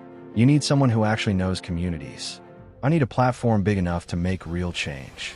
We both need to prove we're more than our mistakes. She met his eyes, and we're going to do it together, as partners. Honest ones this time. Daniel stared at her like she was a miracle he didn't deserve. You'd really do that? Work with me. Give me another chance. 1 chance. And Daniel, if you lie to me again, I will take you down from the inside. I know all your secrets now. Don't make me use them. Fair. He pulled out his phone, fingers flying. Winston, kill the resignation statement. We're pivoting. Get PR up here immediately. We have a new strategy. He hung up and looked at Maya with an expression somewhere between hope and terror. What have I done to deserve you? Absolutely nothing. Which is why you're going to spend a very long time making it up to me. Maya smiled despite herself, starting with explaining exactly how you faked being a janitor for 3 months. That, Daniel said, is a longer story, involving fake IDs, Winston's acting skills, and my mother being terrifyingly good at deception. I have time. Do you? Because in 5 minutes, Victoria is going to realize we've killed the resignation statement, and she's going to storm in here with. The door slammed open. Victoria Ashford stood in the threshold, Preston Montgomery behind her, both looking murderous. You can't stop the statement, Victoria snarled. It's already leaked to tech blogs. You're finished, Daniel. Maya stepped beside Daniel, shoulders back, chin up. Actually, he's just getting started. And who are you? Victoria sneered. The data entry girl? The gold digger? I'm Maya Reeves, Maya said clearly. Novatech's new director of community relations. And the woman who's going to make sure this company remembers what it's supposed to stand for. Victoria's eyes narrowed. We'll see about that. Yes, Daniel agreed, his hand finding Maya's. We will. And for the first time in 3 months, they faced the battle together. No lies between them. Just the complicated truth and the slim chance that something real could survive everything they'd broken. Daniel Blackwood's 30th birthday gala was held at the Fairmont Hotel's rooftop. Crystal chandeliers, champagne fountains, San Francisco's elite dressed in couture that cost more than most people's yearly salary. Maya stood at the edge of the room in a dress Catherine had insisted on buying. Midnight blue silk that made her feel like an imposter. 3 days ago, she'd been sleeping on a community center couch. Now she was Novatech's newest director, attending a billionaire's birthday party as his complicated maybe wife. You okay? Daniel appeared beside her, handsome in his tuxedo, concern in his eyes. 3 days of brutal honesty had been strange. No more Danny the janitor, just Daniel trying to navigate who he actually was. Terrified, Maya admitted. Everyone's staring. Let them stare. You belong here more than half these people. He handed her champagne. Thank you for coming. I know this isn't your scene. It's really not. Maya surveyed the room. Tech founders, venture capitalists, society figures who'd never ridden a bus. Why did your board insist on throwing this? Tradition. Also, grandfather's flying in from Singapore. He likes grand gestures. Your grandfather who required you to marry before 30 to keep your CEO position. That's the one. Daniel's jaw tightened. He doesn't know about us yet. About how we met. About any of it. So tonight could go very badly. Spectacularly badly. He met her eyes. Last chance to run. Maya thought about it. Really thought about it. She could walk away. In this complicated mess. Go back to her simple life of data entry and community organizing. But then she'd lose the platform to actually help Riverside. She'd lose the chance to reform Novatech from inside. And she'd lose Daniel. Who, despite everything, she was starting to understand. Maybe even forgive. I don't run, Maya said. Your mother should have warned you about that. Daniel's smile was genuine. She did. I didn't listen. Daniel. A voice cut through the crowd. Victoria Ashford swept toward them, stunning in red. Preston Montgomery, trailing behind like a well-dressed shark. How lovely. You brought your little project. Maya's not a project. She's my director of community relations. Of course she is. Victoria's smile was poisonous. Tell me, Maya, how does it feel to sleep your way into executive positions? I wouldn't know, Maya replied coolly. How does it feel to embezzle from company projects? Victoria's face went white. How dare? The Riverside Demolition Fund. You inflated the budget by 40% and redirected the surplus to offshore accounts. Maya held up her phone, showing financial documents. I had 3 days with access to Novatech's databases. I'm a very good researcher. Those are confidential. Those are evidence of fraud. Daniel's voice was ice. We've already forwarded copies to the board and the SEC. You're done, Victoria. Preston stepped forward, his expression calculating. Daniel, perhaps we should discuss this privately. No need to make a scene at your birthday celebration. Oh, I think we should make exactly a scene. A new voice, crisp with authority. An elderly man approached, silver hair, sharp suit, eyes that missed nothing. Daniel went rigid. Grandfather. Daniel. The old man's gaze swept over Maya with laser precision. Is this her? The woman you married in secret? The room fell silent. Every conversation stopped. Every eye turned toward them. Sir, I can explain, Daniel started. I'm sure you can. You always have excellent explanations for your questionable decisions. Grandfather Blackwood's tone was dry. 3 months ago, you married a complete stranger in a contract arrangement to satisfy my marriage requirement. Did you think I wouldn't discover this? Maya's heart hammered. This was it. The exposure. The humiliation. Maya Chun. Grandfather continued, turning to her. Also known as Maya Reeves. Daughter of Sarah Chun, founder of Riverside Community Center. Coding bootcamp graduate working data entry despite having skills that surpass half our engineering team. The woman who found our security vulnerability. Who built CodeBridge. Who organized a community protest against our own development project. I can explain, Maya said, voice steady despite her terror. Can you? Explain why you marry my grandson for money. Why you infiltrated his company to sabotage it from the inside. The old man's eyes glittered. These are serious accusations, young lady. They're also true, Maya admitted. I married Daniel. Danny, as I knew him, because I was desperate. My brother needed medical treatment I couldn't afford. Daniel's representatives offered me money in exchange for a contract marriage. I agreed. The crowd murmured. Phones appeared, recording everything. And you, Daniel? Grandfather turned to his grandson. You disguised yourself as a janitor, lied to this woman about your identity, manipulated her into marriage. Yes. Daniel's voice was clear, unflinching. I wanted someone to see me as a person, not a bank account. So I lied. I pretended to be someone I wasn't. And I hurt someone who deserved better. You both used each other, Grandfather observed. We did, Maya agreed. It was transactional, dishonest, wrong. But then something changed. Grandfather's expression softened almost imperceptibly. You fell in love. Maya and Daniel exchanged glances. The word hung between them, unspoken until now. I did, Daniel said quietly. I fell in love with her courage. Her brilliance. The way she fights for people who can't fight for themselves.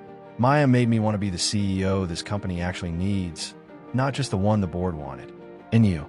Grandfather asked Maya, do you love my grandson? Maya's throat tightened.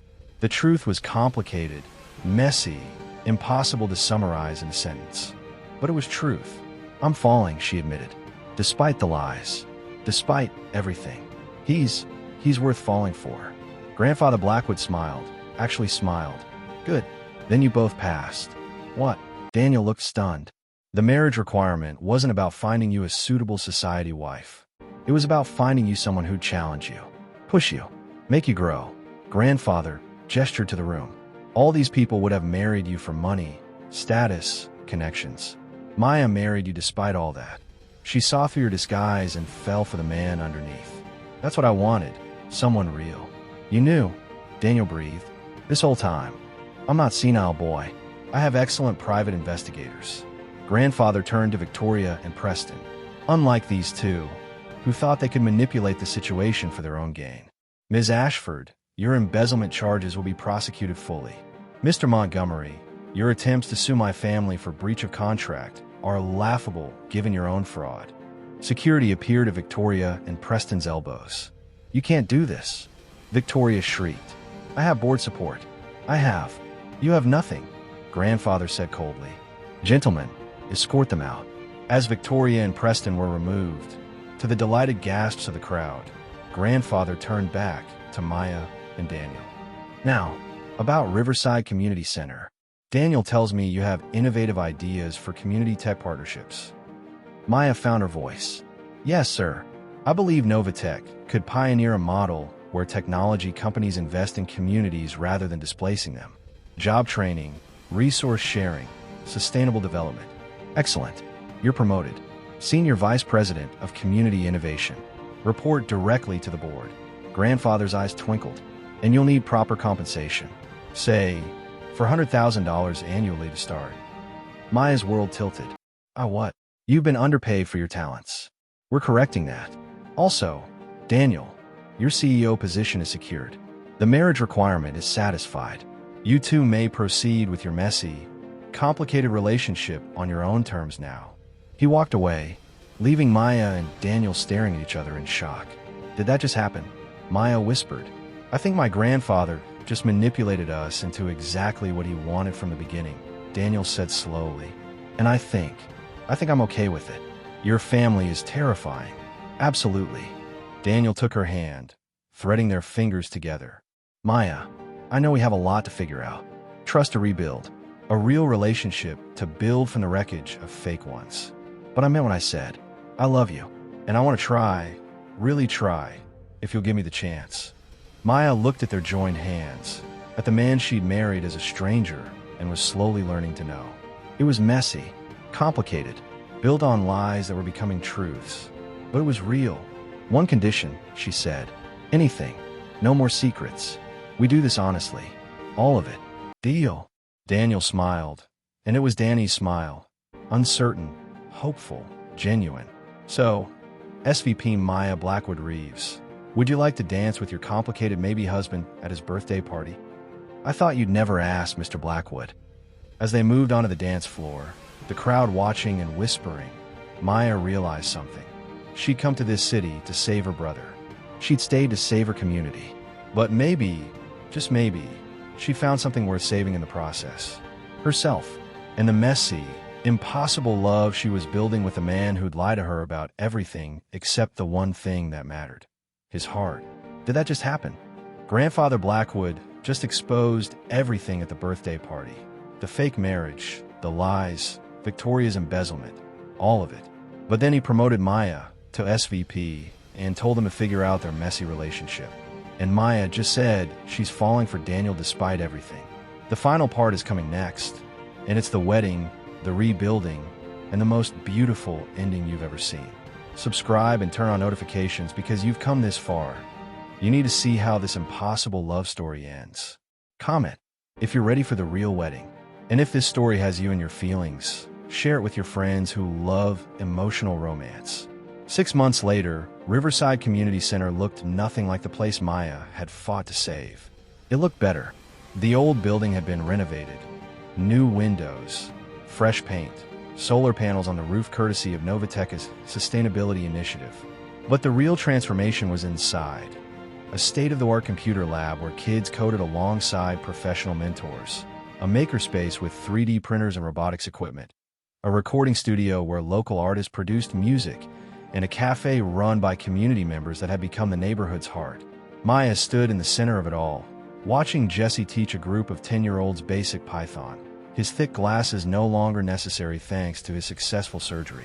His vision was 2020 now, his future unlimited. Ms. Reeves, a volunteer, approached. Marcus, a Novatech engineer who donated 10 hours a week. We have 20 new mentor applications. All Novatech employees who heard about CodeBridge. That's amazing. Process them through the background checks and send me the profiles. Maya smiled. And Marcus? It's just Maya. No titles needed here. Yes, ma'am. I mean Maya. He grinned and headed back to the admin desk.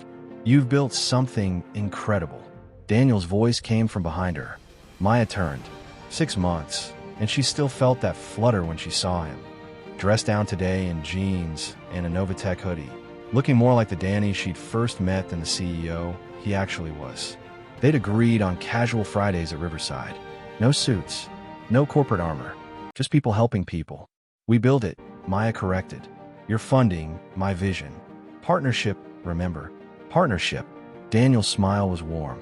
Speaking of, the board approved your proposal for 10 more community tech centers across the city. Full funding, 5-year commitment. Daniel, that's... Maya's throat tightened. That's a $50 million initiative. It's also the right thing to do.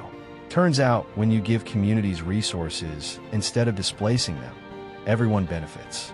Our community hire program has brought in some of the best talent we've ever had. He moved closer, lowering his voice. You've changed this company, Maya. Changed me. They've been taking it slow, rebuilding trust through transparency, working together professionally while navigating their complicated personal relationship. No grand romantic gestures, just consistent, honest presence. Coffee meetings that turned into dinner. Late-night strategy sessions that ended with stolen kisses. Small moments that accumulated into something solid. You changed yourself, Maya said. I just gave you permission to try. Maya. Mrs. Kapoor waved from across the room. The celebration's starting. Come on. Today was CodeBridge's official 6-month anniversary. The app now had 500,000 users nationwide, partnerships with 50 cities, and venture capital funding that Maya had negotiated with the same fierceness she'd used to save Riverside. The community room filled with people, families from the neighborhood, Novatech employees, city officials, and local business owners. Daniel Blackwood stood near the food table, still pretending to help with setup despite being one of San Francisco's wealthiest women. She caught Maya's eye and winked. Thank you all for coming. Maya began when the crowd settled. 6 months ago, this building was scheduled for demolition. Today, it's the model for community tech partnerships across the country. That happened because people refused to accept that profit matters more than people. Applause erupted. But I need to be honest about something, Maya continued. I didn't save Riverside alone. I had help from someone unexpected, someone who made terrible choices for complicated reasons, but who ultimately chose people over profit when it mattered most.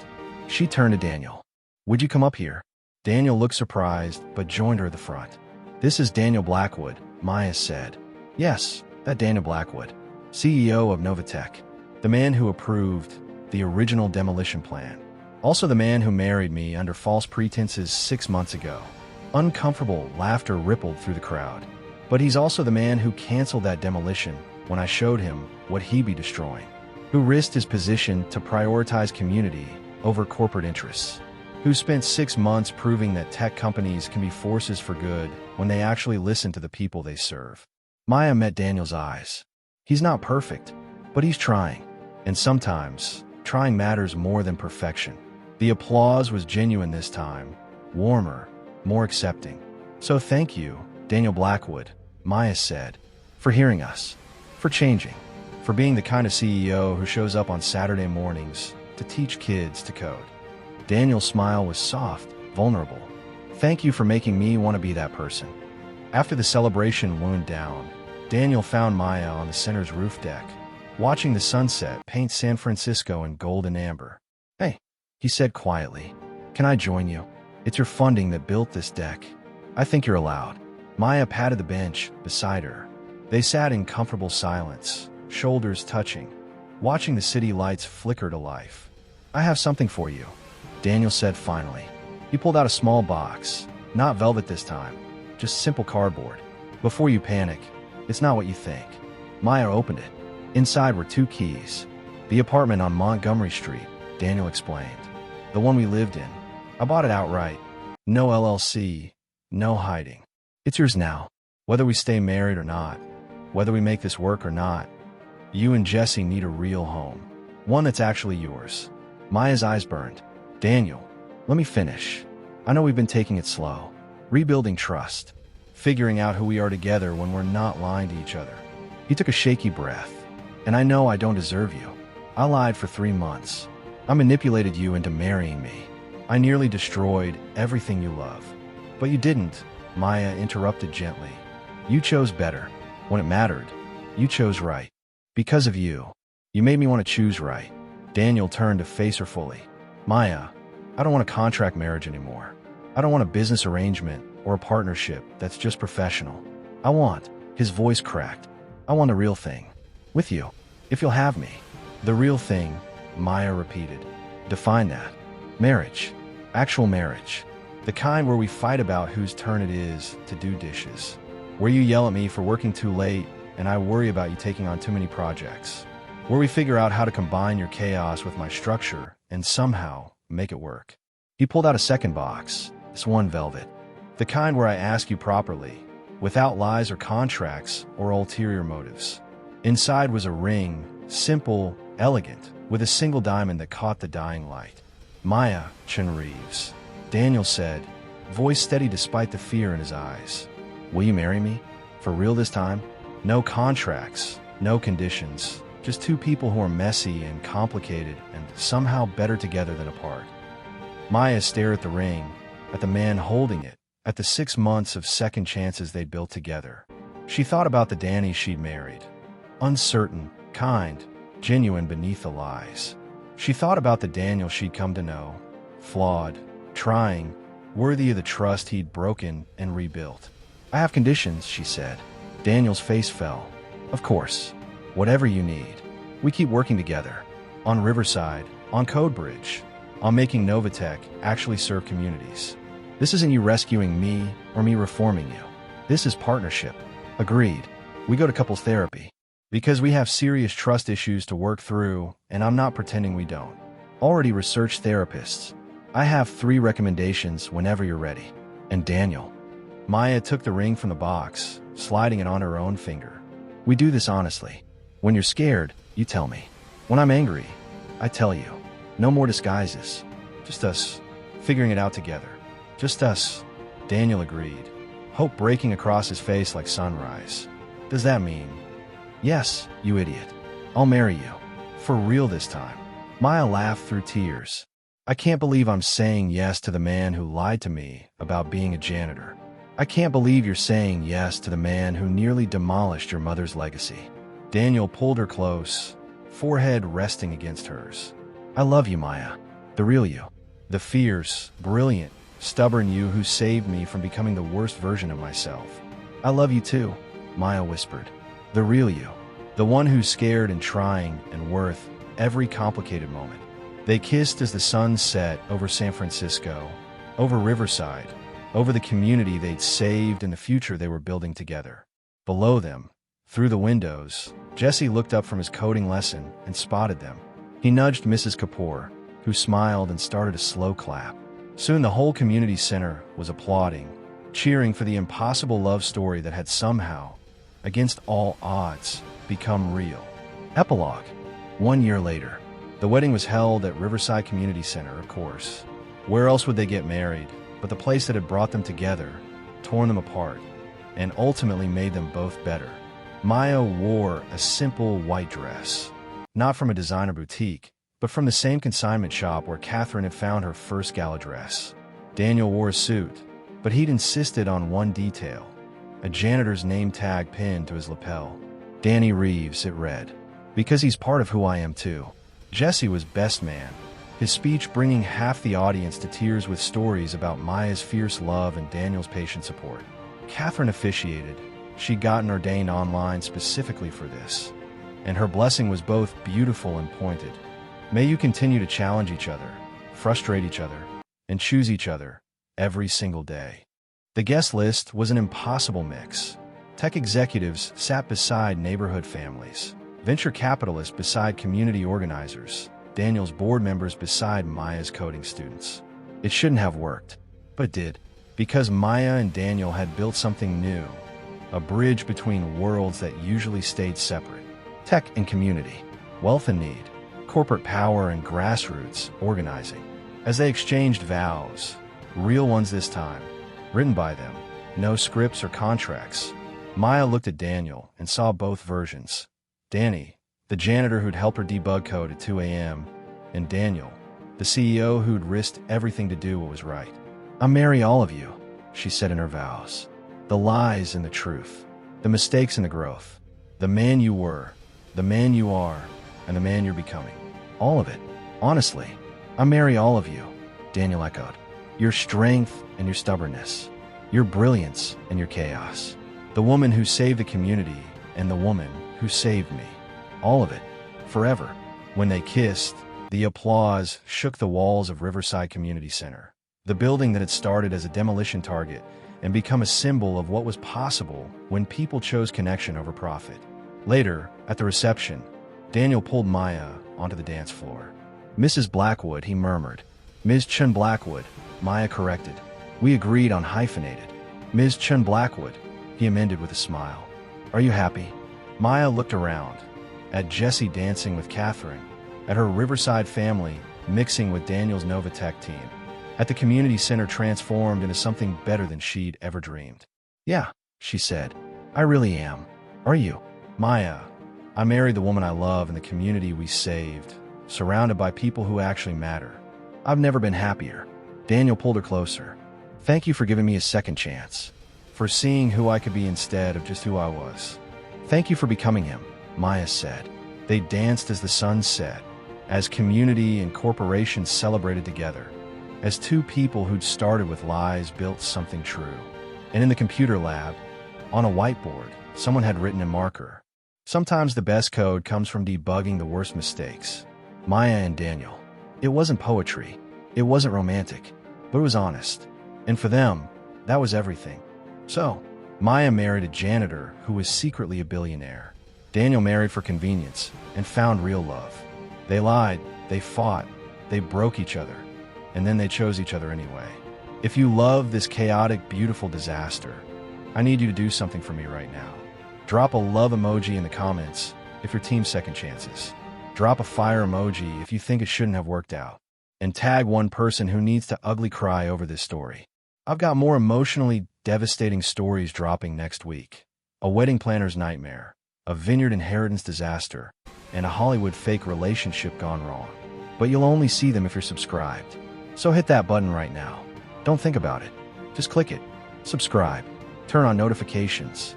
Let's get emotionally wrecked together. Do it. Right now. I'll wait.